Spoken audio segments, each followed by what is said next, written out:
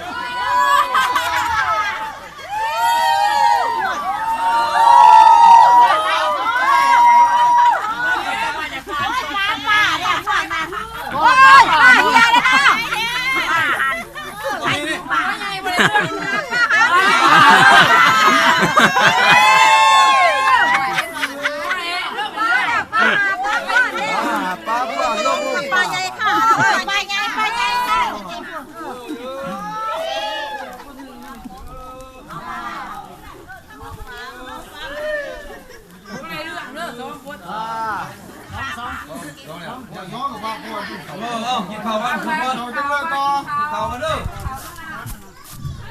ข้าวมากินดูข้าวกินแดงๆนะข้าวลุงเมื่อยเลย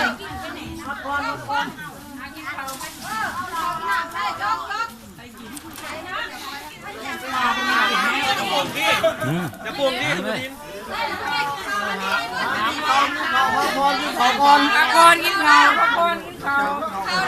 กินพวกกันนะน้องไก่มีหมดได้นะ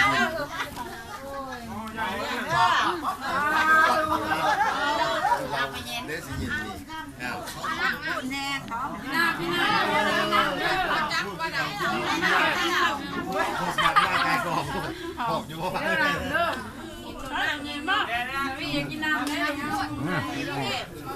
ยินน้ำไม่กินนะลูก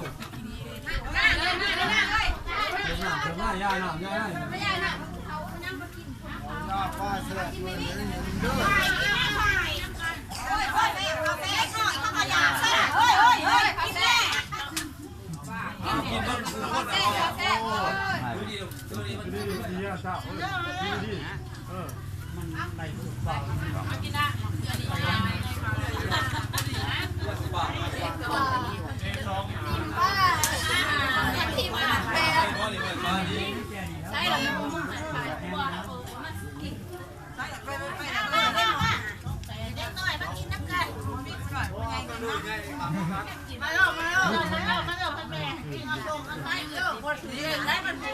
นี่ก็ได้ยัง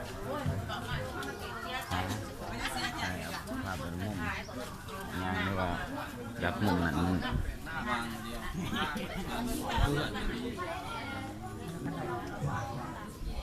คุณเอาไปคุณไหนทำไมเพิ่นมางั้นเนี่ย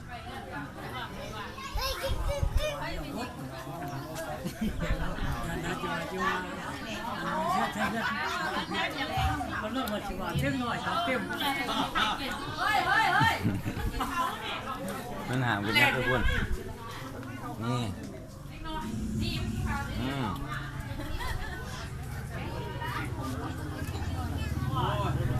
แต่กลมจะใกล้ไหน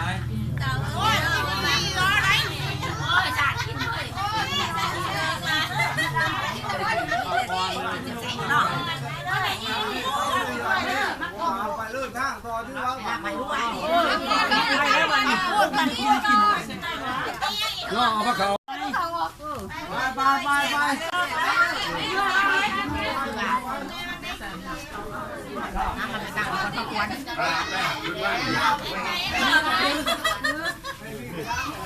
มีคำถามเลยคุณผู้ตอบเกม